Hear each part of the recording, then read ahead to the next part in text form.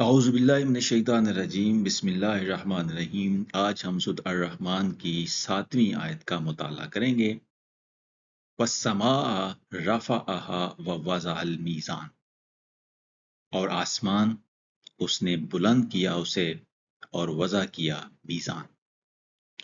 یہاں والسماء میں جو واو ہے یہ استنافیہ ہے، ایک نئے جملے کے آغاز کی عکاسی کرتا ہے۔ السماء اس میں منصوب ہے، اس میں حمزہ کے اوپر زبر ہے اور یہ علامت ہے کہ یہ مفعول کی صورت میں آیا ہے، فاعل کی صورت میں نہیں آیا، جملے میں مفعول کی صورت میں آیا ہے۔ اس کا فعل ہے رفع، اس کا معنی ہے اس نے بلند کیا۔ کس نے بلند کیا؟ اللہ نے بلند کیا، الرحمن نے بلند کیا، اور الرحمن سے ہی اس صورت کا آغاز ہوا تھا، تو فاعل جو ہے وہ الرحمن ہے۔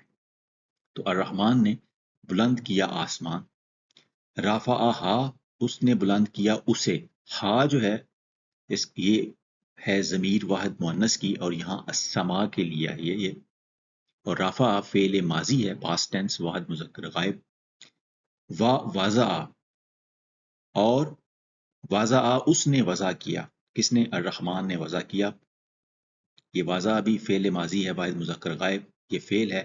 کیا وضع کیا؟ المیزان، یہ میزان مفعول ہے، اور میزان ہے اس میں اعلیٰ، اور معرف باللام، معرفہ باللام ہے۔ تو یہ تو ہو گیا ہر ایک لفظ کا گرامیٹیکل انالیسس۔ اب ہم آگے چلتے ہیں۔ عام ترتیب عربی میں ایک جملے کی، فعلیہ جملے کی یہ ہوتی ہے کہ فعل پہلے آتا ہے اور مفعول بعد میں آتا ہے، جیسے رفع السما، یہ عام ترتیب ہوتی ہے کہ اس نے بلند کیا آسمان۔ لیکن یہاں السماء کو فعل سے پہلے لایا گیا ہے، تو اس کو کہتے ہیں کہ مفعول کی تقدیم ہو گئی ہے، یعنی مفعول فعل سے پہلے آیا ہے۔ تو مفعول فعل سے پہلے اس وقت لایا جاتا ہے جب اس کی اہمیت اجاگر کرنی ہو یا اس کی طرف توجہ دلانی ہو۔ اس سے پچھلی آیت میں کہا گیا تھا کہ والشمس والقمر بحسبان والنجم والشجر یسجدان، تو والنجم والشجر یسجدان کے بعد اب توجہ دلائی گئی ہے آسمان کی طرف، کیا؟ اور آسمان اسے بلند کیا اس نے اسے۔ تو یہ جو ترتیب بدلی ہے یہ السماء کے اوپر توجہ دلانے کے لیے اور اس کی اہمیت کو اجاگر کرنے کے لیے۔ یہ جو سما ہے اس کا مادہ ہوتا ہے سین، میم اور واو، اور اس کا بنیادی معنی ہوتا ہے بلند ہونا، اوپر اٹھنا یا اوپر ہونا یا عالی ہونا۔ اس کے مختلف معنی ہیں۔ عام معنی تو آسمان ہے، یعنی آنکھ اٹھا کے جب ہم اوپر دیکھتے ہیں جو ہمیں نیلگوں گنبد نظر آتا ہے یا جو فضا یا خلا آتی ہے وہ اس کو آسمان کہتے ہیں۔ لیکن عربوں کے ہاں سما وہ سب کچھ تھا جو زمین کے اوپر ہو، یعنی ہر وہ شے جو زمین سے اوپر ہو، بلندی پر ہو، اس کو جنرلی سما کہا جاتا تھا عربی زبان میں۔ اور اسی طرح جب آنکھ اوپر اٹھاتے ہیں تو جو اوپر نیلگوں فلک نظر آتا ہے وہ بھی السما ہے، یہ آسمان کا عام معنی ہے۔ لیکن یہ جو سما کا لفظ ہے یہ بادل یا بارش کے لیے بھی استعمال ہوتا ہے، کیونکہ بارش بھی اوپر سے آتی ہے اور بادل بھی اوپر ہوتے ہیں۔ چنانچہ عربی محاورہ ہے ایک، اصابتہم السماء، انہیں بارش نے بکو دیا۔ تو یہ سما کا لفظ بارش یا بادل کے لیے بھی بولا جاتا ہے۔ سما کا لفظ چھت کے لیے بھی بولا جاتا ہے، کیونکہ چھت بھی انسان کے اوپر ہوتی ہے، تو ہر اونچی چیز جو سائبان ہو جیسے گھر کی چھت وہ بھی سما ہے عربی زبان میں۔ پھر سما کا لفظ میٹافوریکل بھی استعمال ہوتا ہے، یعنی استعارے کے طور پہ مرتبے کی بلندی کے لیے یا مرتبہ، بلند مرتبہ ہونے کے لیے۔ جیسے سما فلان کا مطلب ہے فلاں بلند مرتبہ ہوا۔ ہوا فی سمائن من المجد، ہوا فی سمائن من المجد، اس کا معنی ہے وہ عزت کے آسمان پر ہے، یعنی بہت بلند مرتبہ ہے۔ تو یہ عزت کا آسمان، یہاں آسمان جو ہے یہ میٹافوریکل سینس میں ہے۔ تو عربی زبان میں میٹافورس یا استعارے ان کا استعمال بڑا عام ہے۔ یہ لفظ اسم ہے جس کا معنی نام ہوتا ہے، اس کا مادہ بھی یہی ہے، اور نام وہ چیز ہوتی ہے جو انسان کو بلند کرتی ہے۔ اور جنرلی سپیکنگ ہر شے کے بالائی حصے کو بھی سما کہتے ہیں۔ یہاں اگر السما سے پہلے جو الف لام ال آیا ہے اس کو برائے جنس مان لیا جائے تو السما سے مراد بلندی پر نظر آنے والے تمام کرے، ستارے سے سیارے یا کہکشاں وغیرہ مراد ہو سکتے ہیں، کہ ہر وہ شے جو اوپر ہے، یا جتنے کرے ہیں، جتنی کہکشائیں ہیں، جتنے سیارے ہیں، وہ سب اس میں آ جاتے ہیں۔ اب اگلا لفظ ہے رفع۔ رفعہا، اس نے بلند کیا اسے۔ فعل کے ساتھ ہی مفعول کی ضمیر بھی آ گئی ہے، ہا جو ہے یہ مفعول کی ضمیر ہے۔ تو السما پہلے آیا بطور تاکید، پھر فعل میں اس کی ضمیر دوبارہ آئی، ہا بھی آیا اس کے لیے۔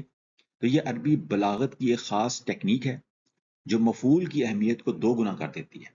تو یہ مفعول ہے، یہاں پہ وہ السما ہے، تو مفعول السما نام کے ساتھ بھی آیا اور بعد میں ہا بھی آیا۔ تو ایمفیسس جو ہے فکرے میں، جملے میں جس چیز پہ زور دینا ہے وہ یہاں پہ آسمان، اور جہاں تک آسمان کا تعلق ہے تو اس نے بلند کیا اسے۔ رافع، یہ اس کا مادہ جو را، فا اور عین ہے، اس کا بنیادی معنی اوپر اٹھانا یا بلند کرنا ہے۔ اس کے بھی مختلف معنی ہیں۔ عام معنی ہے مادی بلندی، یعنی فزیکلی، جسمانی طور پہ کسی کو اوپر اٹھانا، کسی چیز کو اوپر اٹھانا، یہ ایک اس کا سب سے عام معنی ہے۔ جیسے قرآن مجید میں آیا ہے کہ اللہ الذی رفع السماوات بغیر عمد ترونہا، کہ اللہ وہ ہے کہ جس نے سماوات کو بلند کیا بغیر ایسے ستونوں کے کہ جن کو تم دیکھ سکتے ہو۔ تو یہاں رفع سماوات آیا ہے، سماوات جمع کا لفظ ہے، اور یہ جو آیت ہم پڑھ رہے ہیں 55 سورت کی 7ویں، وہاں السماء رفعہا ہے۔ تو یہاں سے لگتا ہے کہ یہاں السماء سے مراد تمام سماوات ہی مراد ہیں، جیسے کہ ابھی ہم نے سورۃ الرعد کی آیت نمبر 2 میں دیکھا کہ اللہ تعالیٰ نے تمام جو اوپر بلند چیزیں ہیں، کہکشائیں ہیں، یا کو کرے ہیں، یا کو پلانٹس ہیں، سیارے، ستارے، ہر چیز کو جو بلند کیا، یہ ساری چیزیں اس میں کور ہو جاتی ہیں۔ تو ایک تو ہے فزیکلی کوئی چیز بلندی پہ ہو، جسمانی طور پہ، لیکن مرتبے کی بلندی کے لیے بھی یہ لفظ رفعت کا آتا ہے، جیسے ورفعنا لک ذکرک، اور ہم نے آپ کی شہرت کو بلند کیا، آپ کے ذکر کو بلند کیا۔ ذکر کے مختلف معنی ہیں، یاد کرنا بھی، یاد رکھنا بھی، اور ذکر کا معنی شرف و مجد بھی ہوتا ہے، شہرت بھی ہوتا ہے، ریپوٹیشن بھی ہوتا ہے۔ تو ہم نے تمہارے ذکر کو، تمہاری شہرت کو بلند کیا، نبی صلی اللہ علیہ وسلم سے کہا جا رہا ہے۔ پھر ایک آیت ہے جہاں کہا گیا کہ یرفع اللہ الذین آمنوا منکم والذین اوتوا العلم درجات، کہ اللہ تعالیٰ بلند کرتا ہے یا بلند کرے گا ان لوگوں کو جو تم میں سے ایمان لائے اور جنہیں علم عطا کیا گیا درجات کے لحاظ سے۔ تو درجات کی بلندی کے لیے بھی رفعت کا لفظ آ رہا ہے، اور شہرت کی بلندی کے لیے بھی یہ لفظ جو ہے رفعت کا آ رہا ہے۔ تو یہ جو بلند کرنا ہے، یہ رفعت کا جو لفظ ہے بلندی، یہ فزیکل بھی ہو سکتی ہے اور نان فزیکل بھی ہو سکتی ہے۔ آواز کے بلند کرنے کے لیے بھی یہ لفظ آتا ہے، جیسے لا ترفعوا اصواتکم، تم اپنی آوازیں بلند نہ کرو۔ عربی محاورے کچھ دیکھیں تو رفع رأسہ کا معنی ہے اس نے سر اٹھایا۔ اچھا، اب کانٹیکسٹ کے حساب سے وہ عزت پانے کے لیے بھی سر اٹھانا ہوتا ہے، اور بعض کا تو غرور کے لیے بھی سر اٹھانا ہوتا ہے۔ تو یہ سیاق و سباق سے طے ہوگا کہ یہاں مراد کیا ہوگا، لیکن اس کا معنی سر اٹھانا ہے، فزیکلی سر اٹھانا نہیں، بلکہ عزت یا غرور سے سر اٹھانے کے لیے بھی یہ لفظ استعمال ہوتا ہے۔ اس طرح رفع الامر الی القاضی، اس نے معاملہ قاضی کے سامنے اٹھایا، یا معاملہ اٹھانے کے لیے بھی یہ لفظ آ رہا ہے، یعنی فزیکلی اٹھانا ہی ضروری نہیں ہے، اس کے علاوہ دوسرے معنوں میں بھی یہ لفظ آتا ہے۔ یرفعہ القوم، قوم اسے اٹھاتی ہے، یہ قوم کا محبوب ہے، وہ قوم اسے بلند کرتی ہے، اپنے کندھوں پہ اٹھاتی ہے، جیسے ہم کہتے ہیں۔ اگلا لفظ ہے واو کے بعد وضع، اور اس نے وضع کیا۔ یہ جو واو زواد عین ہے، اس کا بنیادی معنی رکھنا، نصب کرنا، قائم کرنا، پست کرنا، نیچے کرنا وغیرہ ہے۔ یہ قرآن مجید میں یہ لفظ جو ہے مختلف معنی میں استعمال ہوا ہے، اس کی ہم کچھ اگزامپلس دیکھ لیتے ہیں۔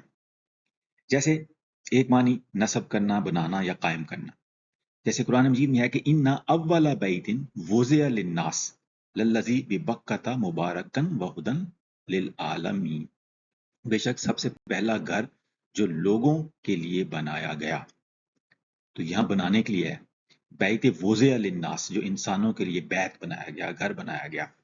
یہاں قابل غور جو چیز ہے وہ یہ ہے کہ یہاں للناس آیا ہے، جو بیت اللہ جسے ہم کہتے ہیں وہ للناس ہے، پوری انسانیت کے لیے یہاں آیا ہے، للمومنین نہیں آیا۔ اور پھر اس کے لیے ایک لفظ ہے ہدی للعالمین، کے عالمین کے لیے یہ ہدایت ہے، یعنی جو ہدایت یا انسٹرکشنز آج کل عالمین کی دنیا والوں کے لیے یونائٹڈ نیشنز کے دفتر سے نکلتی ہیں، یہ بیسیکلی وہ مرکز بیت اللہ ہونا تھا جو اللہ تعالیٰ نے بنایا تھا، کہ یہ انسانوں کے لیے، پوری انسانیت کے لیے بنایا ہے، اور یہاں سے اب پوری دنیا کے لیے جو انسٹرکشنز ہیں، یہ ہدایت ہیں، یہ اس کا مرکز ہے۔ لیکن ہم نے وہ مرکزیت کھو دی ہے، اور وہ مرکزیت کہیں اور چلی گئی ہے۔ تو اللہ تعالیٰ نے یہ جو بیت بنایا، یہ جو اسٹیبلش کیا گھر للناس، وہ اس کے لیے بھی یہ وضع کرنے کا لفظ ہے۔ پھر اس کا معنی پست کرنا بھی ہوتا ہے، یہ رفع کی ضد بھی ہے، تو رفع بلند کرنا، اور وضع نیچے رکھنے کے لیے بھی آتا ہے، جیسے جسے اللہ رفت دے وہ اوپر، جو وضع کرے وہ نیچے، تو یہ رفت کے مقابلے میں نیچے کرنے کے لیے بھی آتا ہے، لیکن ایک مختلف معنی ہے اس کے۔ اس طرح جیسے قانون وضع کرنا، اس معنی میں بھی آتا ہے قانون بنانا، نافذ کرنا یا قائم کرنا۔ جیسے قرآن مجید میں ایک جگہ ہے کہ وَنَضَعُ الْمَوَازِينَ الْقِسْطَ لِيَوْمِ الْقِيَامَةِ فَلَا تُظْلَمُ نَفْسٌ شَيْئًا۔ اب یہ جو عدل و انصاف کے ترازو ہیں، ان کو وضع کرنے کے لیے، ان کو نافذ کرنے کے لیے، ان کو قائم کرنے کے لیے بھی یہ لفظ وضع کا آیا ہے۔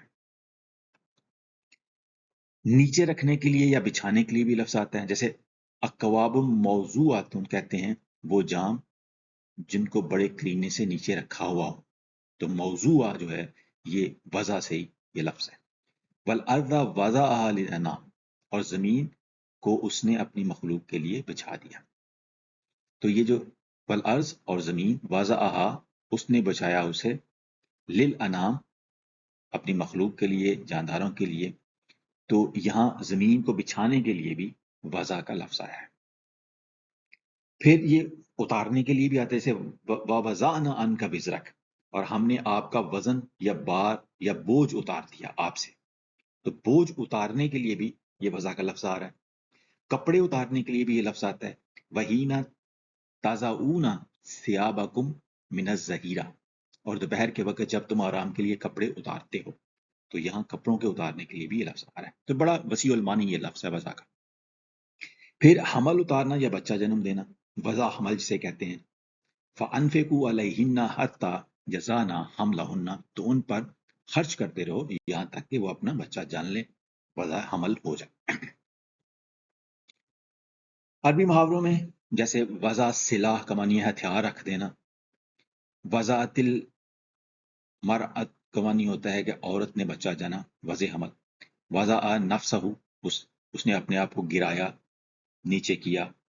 تواضع کا لفظ بھی اس میں آیا ہے، یہ تواضع کا لفظ بھی جو ہے وہ وضع سے نکلا ہے۔ اب اس سے اگلا لفظ ہے المیزان۔ المیزان کا جو وزن ہے وہ مفعال ان کے اوپر ہے، مفعال ان کے وزن پہ، مفعال وزن کے اوپر جو الفاظ آتے ہیں وہ عام طور پہ اسم آلہ ہوتے ہیں یا ٹولز ہوتے ہیں۔ تو اسم آلہ کے لیے، ٹولز کے لیے یہ مشہور وزن ہے، جیسے مفتاح، کھولنے کا آلہ جیسے چابی ہوتا ہے، منشار، کاٹنے کا آلہ جیسے آری، تو میزان جو ہے یہ وزن کرنے کا آلہ یعنی ترازو۔ تو میزان کا معنی ہے وزن کرنے کا یا توازن قائم کرنے کا ایک ٹول۔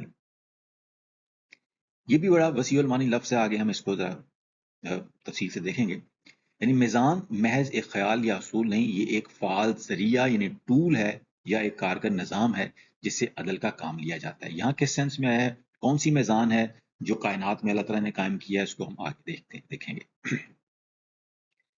جو المیزان سے پہلے جو الف لام آیا ہے یہ تعریف کے ساتھ ہے، یعنی یہ معرفہ اس کو بناتا ہے، اس سے کوئی خاص میزان بھی مراد ہو سکتی ہے، یا یہ ہے کہ وہ میزان تو تم جانتے ہو، یعنی یہ عہد کا بھی الف لام ہو سکتا ہے، اور یا وہ میزان جو پوری کائنات کے اوپر کو جس نے جو پوری کائنات میں پھیلی ہوئی ہے، کائنات میں جس نے پورا بیلنس کیا ہوا ہے، اور وہ بیلنس کس طرح سے ہے اس کی ہم آگے مثالیں کچھ دیکھتے ہیں۔ تو میزان جو اس کا جو مادہ ہے وہ وزن ہے، واو اور زا اور نون۔ وزن کرنا، ناپنا، پرکھنا، توازن قائم کرنا، یہ سارے اس کے معنی ہیں۔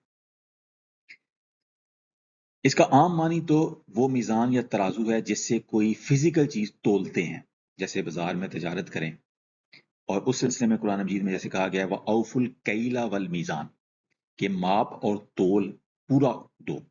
کوئی چیز ماپ کے دی جاتی ہے، کچھ تول کے دی جاتی ہے، تو یہ فزیکلی کسی چیز کو وزن کر کے کرنے والا جو آلہ ہے اس کے لیے بھی یہ لفظ استعمال ہوتا ہے۔ سب سے عام معنی تو یہ ہے۔ لیکن جو میزان عدل ہے، یعنی عدل و انصاف قائم کرنے والا جو آلہ ہے یا توازن قائم کرنے والا جو آلہ ہے، اس کے لیے بھی یہ لفظ استعمال ہوتا ہے۔ جب کسی کو حق ملے تو توازن قائم ہو جاتا ہے، جب نہ ملے تو میزان ختم ہو جاتی ہے یا میزان ٹوٹ جاتی ہے، تو توازن قائم نہیں رہتا۔ تو موازین القسط جو ہے یہ ہیں عدل کے انصاف کے ترازو۔ تو انصاف کے ترازو وہ ہیں جس میں کسی کو پورا پورا حق مل جائے، تو یہ ترازو جو ہے وہ انصاف کا ترازو ہے۔ تو ایک ترازو فزیکلی جس میں ہم کسی چیز کا وزن کرتے ہیں، دوسرا وہ ترازو، وہ آلہ، وہ ٹول جس سے کسی کو اس کا حق مل جاتا ہے، اور قیامت والے دن ہر بندے کو اس کا حق مل ہی جائے گا۔ اور اس دنیا میں ہم نے ہر بندے کو حق جو ہے وہ انسانوں نے قائم کر کے دینا ہے نظام، اور اللہ تعالیٰ نے قیامت والے دن تو یہ نظام قائم کیا ہی ہونا ہے۔ تو کس طرح عدل میں تھوڑا فرق ہوتا ہے۔ عدل ہوتا ہے جو اس کو کسی اور آیت میں جہاں پہ یہ لفظ آئے گا اس کو تفصیل سے دیکھیں گے۔ عام طور پہ عدل کا معنی فیئرنس کی سینس میں زیادہ آتا ہے کہ ہر کسی کی طرف باعث نہ ہونا، قانون سب کے لیے برابر۔ اور کس کا لفظ آتا ہے حقوق کی ادائیگی کے لیے۔ تو یہ جو حقوق کی ادائیگی سے ریلیٹڈ جو انصاف ہے، وہ اس کے لیے جو ٹول ہے اس کے لیے بھی یہ میزان کا لفظ آتا ہے۔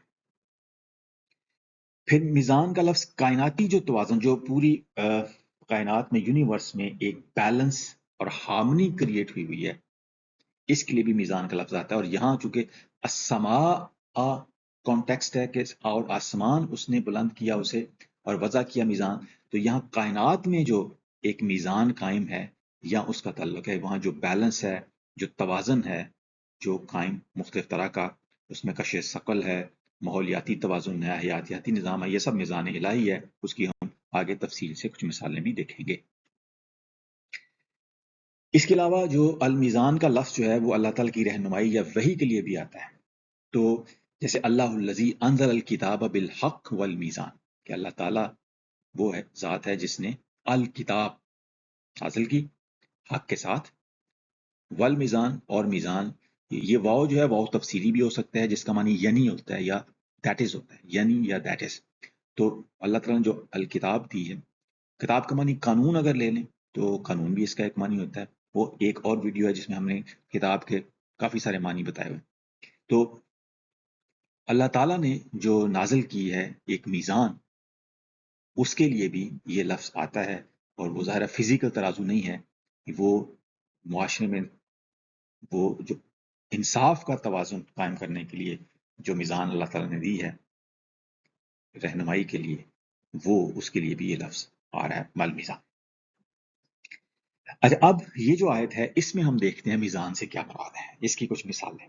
یہاں پہ جو کانٹیکسٹ ہے سیاق و سباق ہے وہ ہے السماء کا، کہ اللہ تعالیٰ نے آسمان کو بلند کیا اور پھر میزان جو ہے وہ وضع کی۔ یہ میزان کون سی ہے، یہ توازن کس چیز کا ہے جو قائم کیا، اس کی ہم مثالیں دیکھتے ہیں۔ سب سے پہلی مثال دیکھیں، زمین اور سورج کا فاصلہ۔ زمین کا اوسط فاصلہ جو سورج سے ہے وہ تقریباً 15 کروڑ کلومیٹر ہے۔ وینس جو ہے اس کا تقریباً 11 کروڑ کلومیٹر ہے، یعنی وینس زیادہ قریب ہے۔ تو جو قریب ہے سورج کے، اس کا درجہ حرارت اتنا زیادہ ہے 462 ڈگری سینٹی گریڈ، کہ وہاں زندگی ممکن ہی نہیں۔ اور مارس جو ہے اس کا فاصلہ 22 کروڑ کلومیٹر کے قریب ہے، یعنی زمین کے نسبت دور ہے، تو وہاں شدید سردی ہے۔ اور زمین ایک ایسی جگہ ہے کہ نہ فاصلہ بہت زیادہ ہے سورج سے، نہ زیادہ بہت کم ہے، تو یہ ہے توازن۔ اگر زمین تھوڑی قریب ہوتی اور تو زمین کا درجہ حرارت اتنا بڑھ جاتا کہ سمندر بھاپ بن جاتا اور زندگی کا سوال ہی پیدا نہ ہوتا۔ اگر زمین تھوڑی دور ہوتی، سمندر کا پانی جم جاتا، زندگی بھی ناممکن ہو جاتی۔ یہ ایسا ہے جیسے آگ کے سامنے بیٹھے ہیں، بہت قریب ہوں تو جل جائیں، بہت دور ہوں تو ٹھٹر جائیں. تو زمین بالکل متوازن فاصلے پر ہے سورج سے، نہ بہت گرم نہ بہت ٹھنڈی.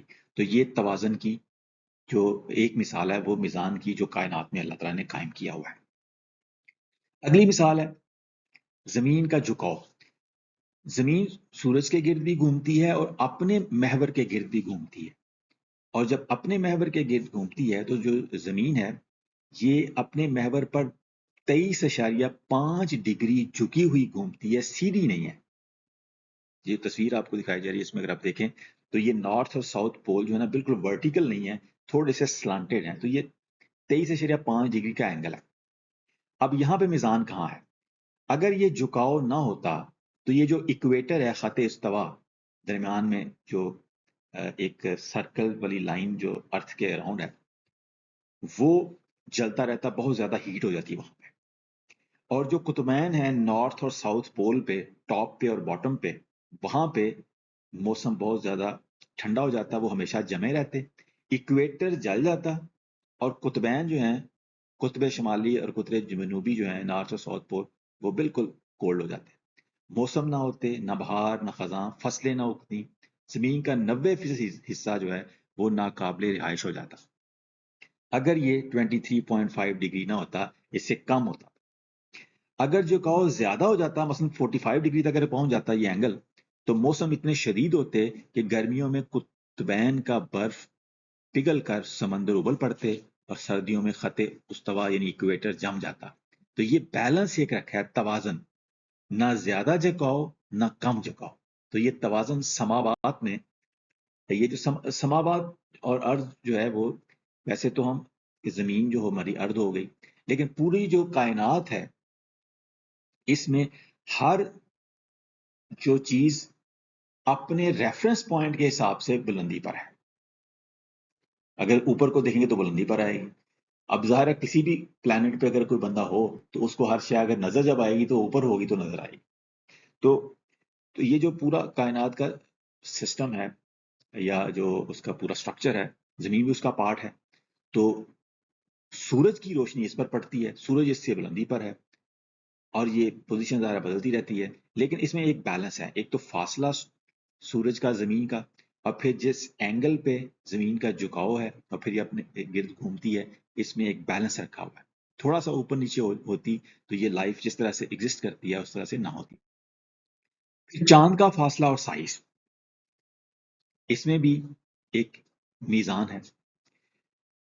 چاند زمین سے تقریباً 3,84,000 کلومیٹر دور ہے اور اس کا سائز بالکل اتنا ہے کہ سورج گرہن کے وقت وہ سورج کو پوری طرح ڈھک لیتا ہے، نہ تھوڑا چھوٹا نہ تھوڑا بڑا، بالکل برابر. اب اس میں میزان کہاں ہے؟ سورج کا جو ہے اس کا ایک ایفیکٹ ہوتا ہے کہ سمندر میں مد و جزر آتا ہے، اس کی ٹائیڈز آتی ہیں. چاند کی کشش سے زمین میں روزانہ مد و جزر آتا ہے. یہ سمندری پانی کو ہلاتا رہتا ہے، آکسیجن ملاتا ہے، ساحلی زندگی کو پالتا ہے. اگر چاند 2 گنا قریب ہوتا، یعنی چاند کا فاصلہ زمین سے زیادہ قریب ہوتا، تو مد و جزر اتنا طاقتور ہو جاتا کہ روز سونامی آتی، تمام ساحلی شہر غرق ہو جاتے. اور اگر دور ہوتا چاند تو پھر وہ جو پانی کو ہلاتا جلاتا اور آکسیجن ملاتا وہ کام نہ ہوتا. تو چاند کا جو فاصلہ ہے زمین سے، وہ بھی ایک بیلنس اور توازن میں ہے، نہ بہت زیادہ نہ بہت کم.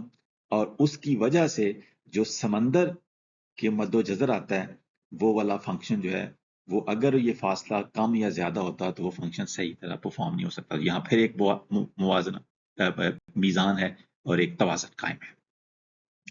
اس طرح جوپیٹر، مشتری ایک جو پلانٹ ہے، یہ زمین کا محافظ ہے. مشتری پورے نظام شمسی میں سب سے بڑا سیارہ ہے اور زمین سے 1300 گنا بڑا ہے، زمین سے 63 کروڑ کلومیٹر دور ہے. خلا میں لاکھوں شہاب ثاقب جو ایسٹرائڈز ہوتے ہیں، کامٹس ہوتے ہیں، گھومتے ہیں. مشتری کی زبردست کش ثقل انہیں اپنی طرف کھینچ لیتی ہے یا نظام شمسی سے باہر پھینک دیتی ہے زمین تک پہنچنے سے پہلے. تو یہ پوری نظام شمسی میں مشتری جس جگہ پہ ہے، اگر اس جگہ پہ نہ ہوتا تو زمین جو ہے اس کے اوپر ایسٹرائڈز اور کامٹس گرتے رہتے اور زمین جو ہے وہ تباہ و برباد ہو جاتی. تو یہ بھی ایک بیلنس ہے کہ کون سے سیارے کو نظام شمسی میں کہاں رکھنا ہے. تو یہ اللہ تعالیٰ نے بالکل پرفیکٹ اس کو اپنی جگہ پہ رکھا. 1994 میں ایک شو میکر لیوی 9 نامی دمدار ستارہ زمین کی طرف آ رہا تھا. مشتری نے اسے 21 ٹکڑوں میں توڑ کر خود میں جذب کر لیا. ان میں سے ایک ٹکڑے کا دھماکہ پورے امریکہ کے سائز سے بڑا تھا. اگر ہوتا تو زمین پہ ہوتا تو اگر مشتری نہ ہوتا تو زمین پر ہر چند لاکھ سال میں تباہ کن شہاب ثاقب آتا رہتا. زندگی ارتقا پا ہی نہ سکتی تھی. تو مشتری زمین کا محافظ دروازہ ہے، خلا کے پتھر اندر آنے سے پہلے روک دیتا ہے. تو پورا کاسمک سسٹم میں جو مختلف پلانٹس ہیں وہ آپس میں ایک دوسرے کے کتنے فاصلے پہ رکھنے ہیں، کس پوزیشن میں رکھنے ہیں، یہ سارا توازن ہے. تو جو اللہ تعالیٰ کہتا ہے نا بسما رفا و وضع المیزان، تو وہ یہ میزان ہے جو اللہ تعالیٰ نے قائم کی، وضع کی. اگلی مثال ہے زمین کی گردش کی رفتار. اب اس میں بھی ایک میزان ہے، توازن ہے. زمین اپنے محور پر 24 گھنٹے میں ایک چکر پورا کرتی ہے، یعنی 1670 کلومیٹر فی گھنٹہ کی رفتار سے گھوم رہی ہے. اگر رفتار آدھی ہوتی یعنی سلو چلتی زمین تو دن کا حصہ، دن بہت لمبا ہوتا تو ظاہر دن پھر گرم ہو جاتا. جب بہت لمبا ہوتا دن تو اس میں گرمی اتنی زیادہ ہوتی پھر کہ پودے جل جاتے. رات اتنی لمبی ہوتی اس میں ٹھنڈ ہو جاتی کہ لوگ چیزیں جم جاتی، تو دن اور رات بہت لمبے ہو جاتے. اور اگر رفتار دوگنی ہو جاتی، اس سے زیادہ ہوتی، تو ہوائیں اتنی طاقتور ہوتی کہ کوئی عمارت ہی کھڑی نہ رہتی، کوئی درخت ہی نہ اگتا. تو یہاں بھی ایک بیلنس ہے، ایک توازن ہے کہ زمین جو اپنے محور کے گرد گھومتی ہے، نہ بہت زیادہ سپیڈ سے گھومتی ہے نہ بہت کم سپیڈ سے گھومتی ہے. وہ جو ایک توازن کے ساتھ سپیڈ اللہ تعالیٰ نے سیٹ کی ہے وہ ہے میزان کائنات میں. اس طرح زمین کا مقناطیسی میدان ڈھال. زمین کے مرکز میں پگھلا ہوا لوہا گھومتا ہے سینٹر میں، اس سے ایک میگنیٹو سفیر بنتا ہے جسے مقناطیسی میدان کہہ لیں، جو زمین کو ہزاروں کلومیٹر دور سے گھیرے ہوئے ہے، میگنیٹو سفیر. اب یہ میگنیٹو سفیر کرتا کیا ہے؟ سورج سے ہر لمحہ خطرناک تابکار ذرات آتے ہیں. اگر یہ براہ راست زمین سے ٹکراتے تو ڈی این اے تباہ ہو جاتا، سمندر بھاپ بن جاتے، جیسا مریخ پر ہوا. مریخ کا مقناطیسی میدان میگنیٹو سفیر ختم ہوا تو وہاں سے سمندر غائب ہو گئے، اوزون ختم ہو جاتی اگر یہاں بھی ایسا ہوتا تو مقناطیسی میدان یا میگنیٹو سفیر یہ ذرات موڑ کر قطبین کی طرف بھیج دیتا ہے، جہاں وہ قوس قزح نما روشنی یا اورورا پیدا بناتے ہیں. تو نقصان دہ کی بجائے بڑی ایک خوبصورت اورورا بن جاتی ہے. تو یہ ایسا ہے جیسے گھر کی چھت ہو، سورج کی بارش اندر نہ آئے، صرف روشنی آئے. تو یہ جو ایک خاص فاصلے پہ میگنیٹو سفیر بنایا ہوا اللہ تعالیٰ نے ایک توازن کے ساتھ، اگر یہ یہاں پہ اس جگہ پہ نہ ہوتا تو جو سولر ونڈ یا تابکار ذرات آتے وہ زمین پہ جو لائف تھی ان کی وجہ سے پھر وہ ممکن ہی نہ رہتی. تو یہ بھی ایک اللہ تعالیٰ نے پورے نظام شمسی میں ایک توازن کے ساتھ ایک چیز کو رکھا ہوا ہے. پھر ہوا میں آکسیجن کا ایک تناسب ہے کہ یہ جو ہماری فضا ہے، ایئر ہے، اس میں 21% آکسیجن ہے اور باقی زیادہ نائٹروجن ہے. اگر 21 سے آکسیجن کی پرسنٹیج بڑھ جاتی، مثلا 25% آکسیجن ہو جاتی، تو جنگل اتنی آسانی سے آگ پکڑتے کہ ایک چنگاری سے پورا جنگل بار بار جل جاتا، ایک منٹ میں، سیکنڈوں میں، بہت کم عرصے میں، تیزی سے. زمین پر درخت نہ بچتے. اگر یہ آکسیجن کم پڑ جاتی تو انسان سانس نہ لے سکتا. تو ہوا میں، ایئر میں آکسیجن بھی ہوتی ہے اور گیسز بھی ہوتی ہیں، زیادہ تر نائٹروجن ہوتی ہے. تو یہ جو ایئر میں آکسیجن کی ریشو ہے یہ بھی ایک توازن کے ساتھ رکھی ہوئی ہے اللہ تعالیٰ. اگر یہ کم ہو تو سانس نہ لے سکے بندہ، اگر زیادہ ہو تو آگ اتنی زیادہ بھڑک اٹھے چھوٹی سی چنگاری سے کہ کچھ نہ بچے. تو یہ اللہ تعالیٰ نے ایک بیلنس جو ہے اس میں بھی کریٹ کیا ہوا ہے. پھر پانی کا غیر معمولی جو ہے اس میں بھی ایک میزان ہے. دنیا کی تمام مایات ٹھنڈی ہونے پر سوکڑتی ہیں لیکن پانی جمتے وقت پھیلتا ہے، اس لیے برف پانی پہ تیرتی ہے. پانی کا ایک خاص، اس میں جو ہائیڈروجن بانڈ ہے اس کا ایک خاص اینگل ہے. اگر اس اینگل سے ذرا بھی اینگل اوپر نیچے ہوتا تو پانی کی جو خصوصیات ہیں وہ خصوصیات نہ ہوتی. پانی کی جو اسپیسیفک ہیٹ ہے وہ اتنی نہ ہوتی. پانی کی جو سرفیس ٹینشن ہے وہ فرق ہوتی. تو پانی کی پراپرٹیز فرق ہو جاتی.